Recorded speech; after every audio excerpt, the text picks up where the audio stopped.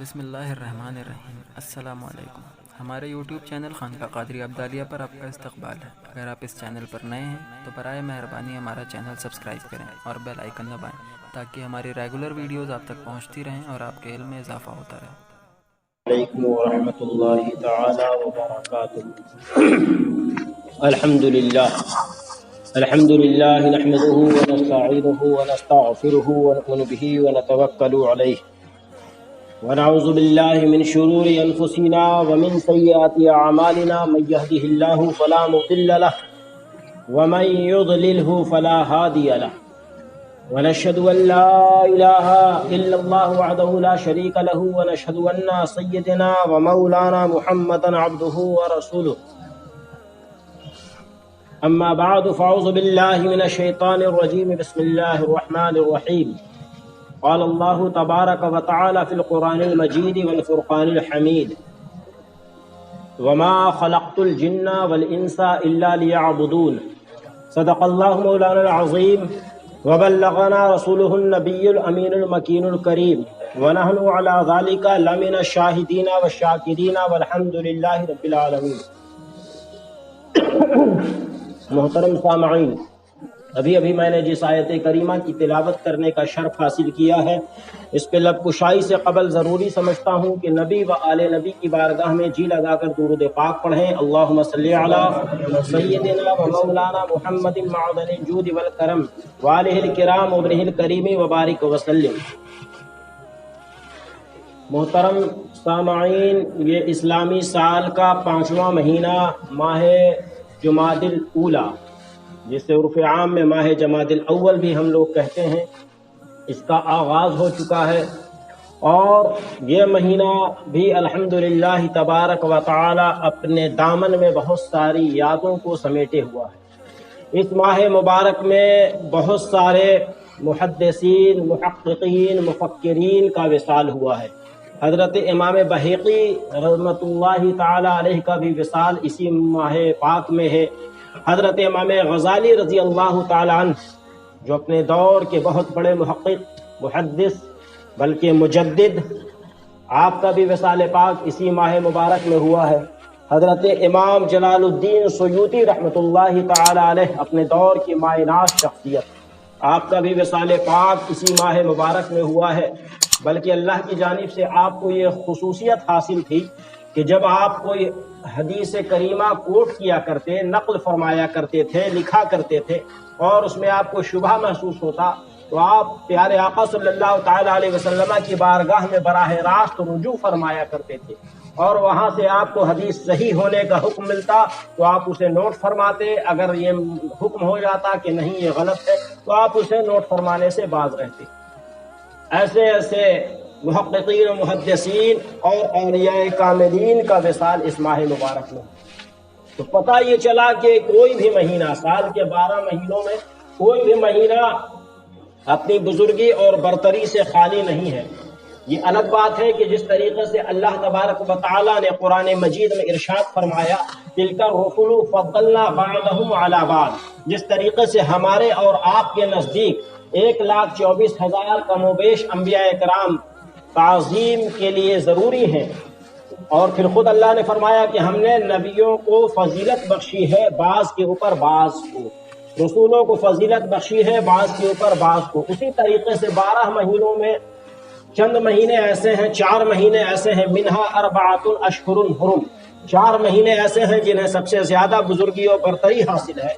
ورنہ تمام 8 مہینے جو اس کے بعد بچتے ہیں، یہ تمام کے تمام مہینے اپنے آپ میں اپنے دامن میں بہت ساری یادوں کو سمیٹے ہوئے ہیں۔ لیکن ہم تمام اولیاء کاملین، محققین، محدثین، مفکرین، صلحاء و صالحین کی حیات طیبہ کا جب ہم مطالعہ کرتے ہیں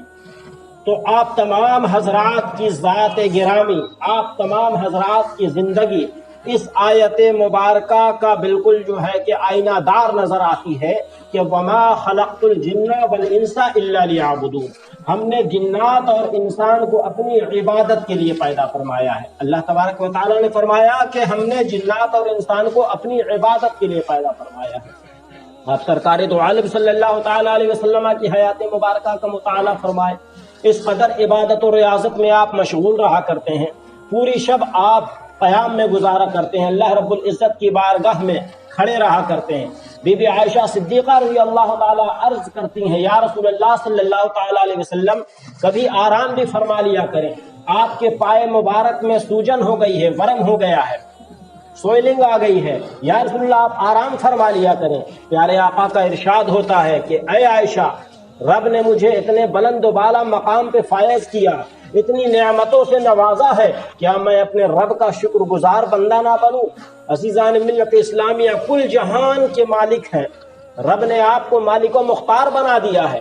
بعد از خدا بزرگ تو ہی قصہ مختصر۔ اگر اللہ تبارک و تعالیٰ کے بعد شان و مرتبے والی کوئی ہستی ہے، کوئی ذات ہے، تو وہ پیارے آقا صلی اللہ تعالیٰ علیہ وسلم کی ذات گرامی ہے۔ اور آپ کی حیات مبارکہ کو جب ہم پڑھتے ہیں تو ہر وقت آپ اللہ رب العزت کی بارگاہ میں سربسجود ہیں،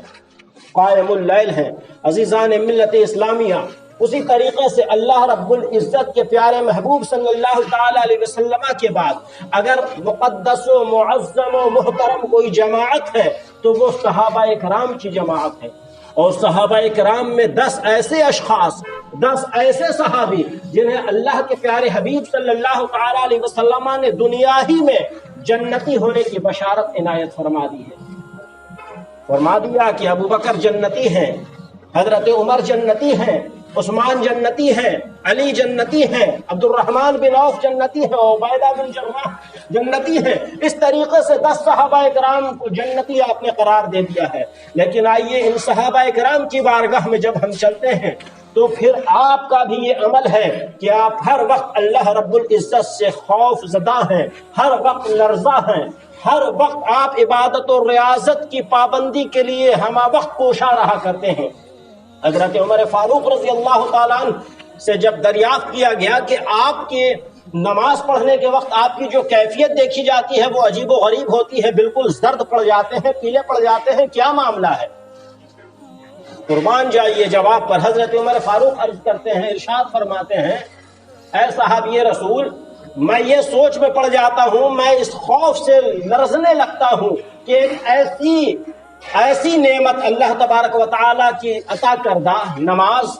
جو ہمارے اوپر فرض کی گئی ہے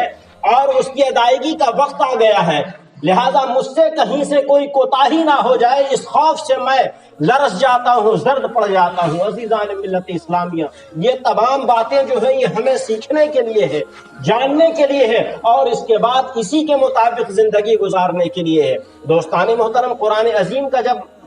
عظیم کا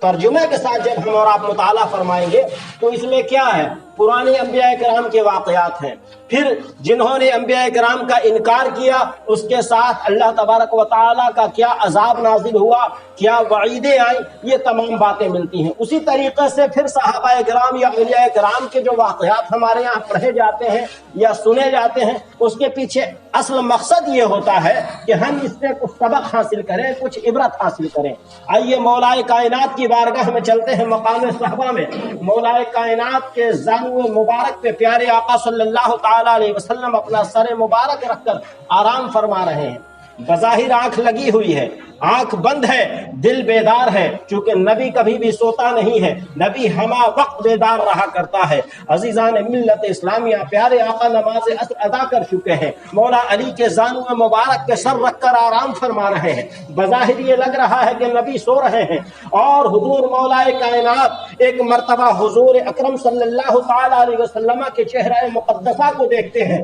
دوسری طرف سورج کی جانب دیکھتے ہیں، یہ دیکھ رہے ہیں کہ سورج اب ڈوبنے کے قریب ہے اور میری نماز عصر باقی ہے۔ اب پریشان ہے کہ میں اگر اٹھا دیتا ہوں، نبی کو بیدار کر دیتا ہوں تو نبی کی شان میں گستاخی ہو جائے گی، اور اگر نماز عصر کو ترک کر دیتا ہوں تو رب کی نافرمانی ہو جائے گی، چونکہ رب نے فرمایا ہے وما خلقت الجن والانس الا لیعبدون، ہم نے جنات اور انسان کو اپنی عبادت کے لیے پیدا فرمایا ہے۔